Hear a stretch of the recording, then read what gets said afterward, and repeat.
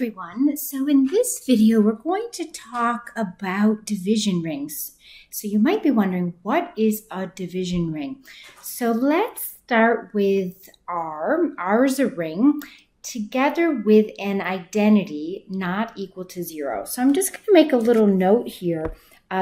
This 1 not equal to 0, remember the 1, that's our multiplicative identity. So this means a multiplicative identity not equal to 0. So we've got a ring, we've got an identity, a multiplicative identity, and it's not equal to 0. Furthermore, suppose every non-zero element in R has a multiplicative inverse. So by that, I mean for all A in the ring R, where A is not 0, there exists some other element in the ring such that AB equals BA equals 1. So for every element in the ring, there exists another element such that AB equals BA equals 1. That's just a fancy way of using notation to say every non-zero element in the ring has a multiplicative inverse. Then we say R is a division ring. Okay, so we've got R is a division ring. Let's look at a few examples. So the first example I'd like to take a look at is the set of real numbers. Now we've talked about why this is a ring in a previous video. And furthermore, we know that this is a commutative ring with the identity, which is actually the integer 1, and that's certainly not equal to the additive identity, which is 0.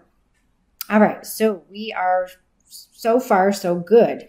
But we want to know, is this a division ring? So is it the case that every non-zero element in the real numbers has a multiplicative inverse?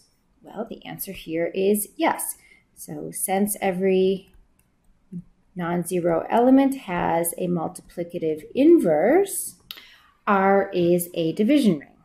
Okay, let's look at another example. So another ring that we talked about was the set of 2 by 2 matrices. So that's matrices, they're 2 by 2, and the entries come from the set of real numbers.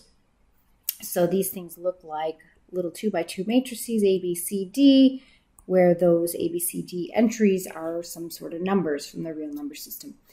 And this is a non-commutative ring with an identity. We've done that in a previous video.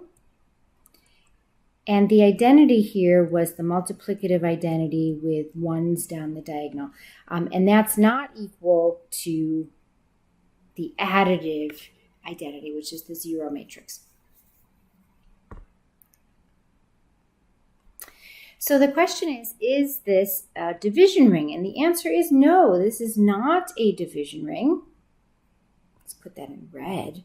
Not a division ring. And you might be thinking about, how can I create this very strange situation?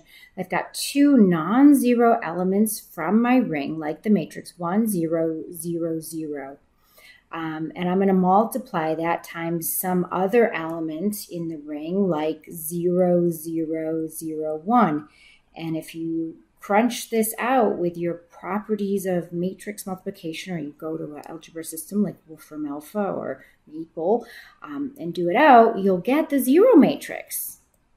And so here you had 2 non-zero matrices multiplying together to give you 0. It's totally weird. It's totally bizarre. It's not a nice ring to hang out in some sense, because strange things can happen. So that means we can't really divide, right? You don't have a division ring. You don't have a good sense of division here, because strange things can happen. So in general, we want to stay away from things that aren't division rings if we can. And as the third example here, let's consider the ring 3Z. This was our set of multiples of 3, integer multiples of 3. This was a commutative ring with no identity. And so right away, it's definitely not a division ring because there's not an identity.